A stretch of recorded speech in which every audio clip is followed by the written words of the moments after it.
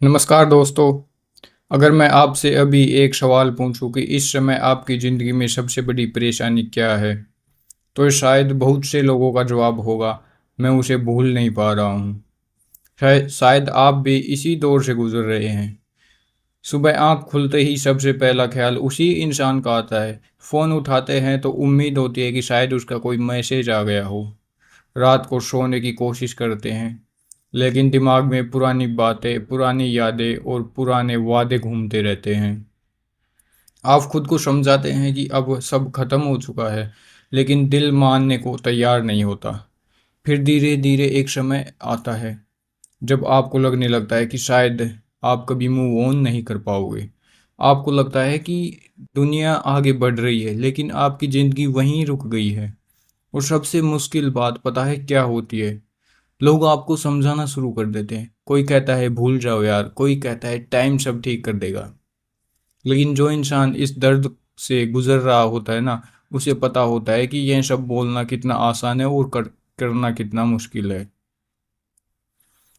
लेकिन आज की यह वीडियो मैं आपको कोई फिल्मी मोटिवेशन नहीं देने वाला हूँ। मैं आपको कुछ ऐसे प्रैक्टिकल स्टेप्स बताऊंगा जो आपकी हीलिंग जर्नी को आसान बना सकते हैं। क्योंकि मूव ऑन एक दिन में नहीं होता, लेकिन मूव ऑन की शुरुआत एक डिसीजन से शुरू होती है। तो अगर आप सच में अपने लिए कुछ करना चाहते हैं, अगर आप इस दर्द से बाहर निकलना चाहते हैं, तो वीडियो को आखिरी तक ज़रूर देखना। सबसे पहले एक बात समझ लीजिए, आपका हार्ट ब्रेक आपको डिफाइन नहीं करता। आपकी कहानी सिर्फ एक रिलेशनशिप से बड़ी है। और यही बात आपको धीरे धीरे समझनी होगी। तो पहला स्टेप है जनरल राइटिंग। जब दिल टूटता है तो सबसे बड़ी गलती हम यह करते हैं कि सारी बातें अपने अंदर दबा कर रखते हैं। हम बार बार वही बातें सोचते रहते हैं, उन्हें बाहर नहीं निकालते। इसलिए सबसे पहला काम कीजिए, एक नोटबुक उठाइए और लिखना शुरू कीजिए। उसके अंदर क्या हुआ, कैसे हुआ, आपको किस बात का दुख है, आपको किस बात का गुस्सा है, आपको किस बात का रिग्रेट है, सब कुछ लिख दीजिए, एवरीथिंग। यह मत सोचिए कि कोई पढ़ लेगा या नहीं। यह मत सोचिए कि आपकी राइटिंग अच्छी है या नहीं। बस लिखिए। क्योंकि कई बार हमारे अंदर जमा हुआ दर्द शब्दों के रूप में बाहर निकलना चाहता है, और जब वह बाहर निकलता है तो मन हल्का होने लगता है। प्रॉब्लम ख़त्म नहीं होंगी, लेकिन उनका वजन ज़रूर कम हो जाएगा। आपको लगेगा कि कम से कम जो बातें अंदर घुट रही थी अब बाहर आ चुकी हैं। तो दूसरा स्टेप्स है learn a new skill. Breakup के बाद सबसे खतरनाक चीज़ होती है खाली दिमाग। जब आपके पास करने के लिए कुछ नहीं होता ना, तब आपका दिमाग पुरानी यादों की तरफ भागता है। इसलिए खुद को बिजी नहीं बल्कि इंगेज्ड रखिए। कुछ नया सीखिए, कुछ न्यू स्किल ट्राई कीजिए। कोई न्यू हॉबी होगी, कुछ ऐसा जो आपने पहले कभी किया ही नहीं।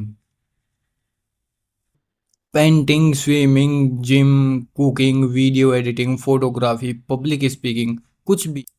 जब हम कुछ नया सीखते हैं तो हमारा पूरा ध्यान उसी चीज़ पर लगा रहता है। ब्रेन को फोकस करना पड़ता है, उसे हर स्टेप पर सीखना पड़ता है। और जितना ज़्यादा आपका ध्यान सीखने में लगेगा, उतना कम आपका ध्यान पुराने दर्द पर जाएगा।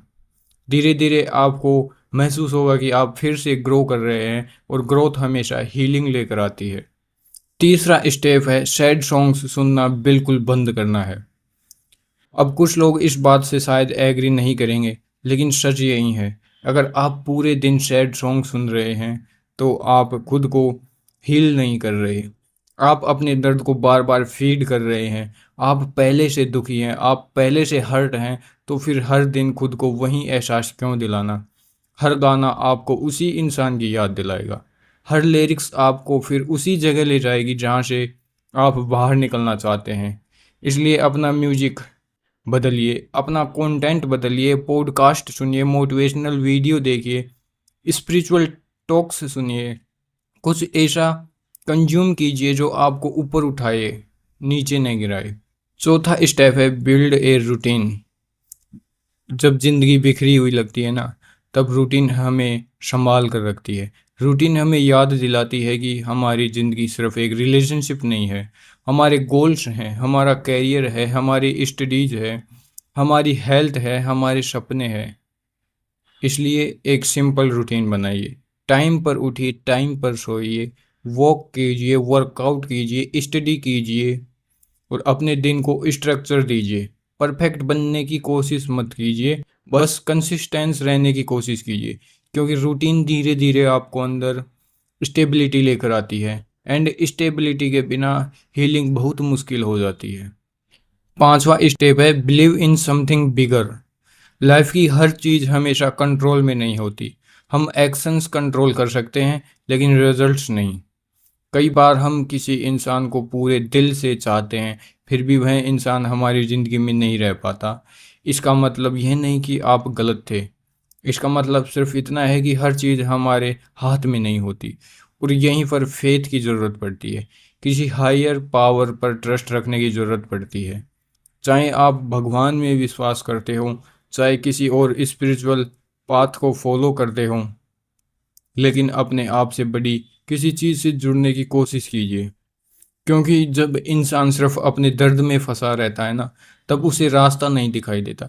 लेकिन जब वह लाइफ को एक बड़े पर्सपेक्टिव से देखना शुरू करता है ना, तब उसे समझ आने लगता है कि हर एक्सपीरियंस उसे कुछ सिखाने आया है। देखिए, हार्ट ब्रेक से बाहर निकलने का कोई शॉर्टकट नहीं होता, कोई मैजिक फॉर्मूला भी नहीं होगा, कोई ऐसी वीडियो नहीं होती जिसे देखकर अगले दिन सब ठीक हो जाए।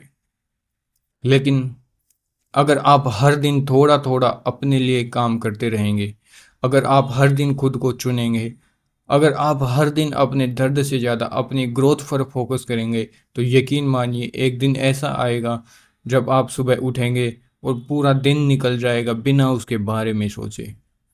और तब आपको एहसास होगा कि आप मूव ऑन कर चुके हैं धीरे धीरे, बिना शोर के, बिना नोटिस किए। तो हार्ट ब्रेक आसान नहीं होता, यह दर्द देता है, यह आपको तोड़ता है, लेकिन यही दर्द आपको मजबूत भी बनाता है।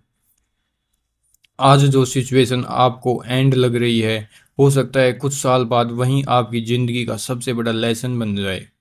इसलिए खुद को मत छोड़िए, अपने लिए खड़े रहिए, जनरल राइटिंग शुरू कीजिए, न्यू स्किल सीखिए, सैड सॉन्ग्स कम कीजिए, रूटीन बनाइए और ट्रस्ट रखिए कि लाइफ में अभी बहुत कुछ अच्छा बाकी है जो हमें करना है। और हमेशा याद रखिए, जिस इंसान को आपने खोया है, उससे ज़्यादा ज़रूरी वह इंसान है जिसे आप खोते जा रहे हैं, खुद आप। इसलिए खुद तक वापस आइए, खुद को फिर से जानिए और अपनी ज़िंदगी को फिर से बनाइए।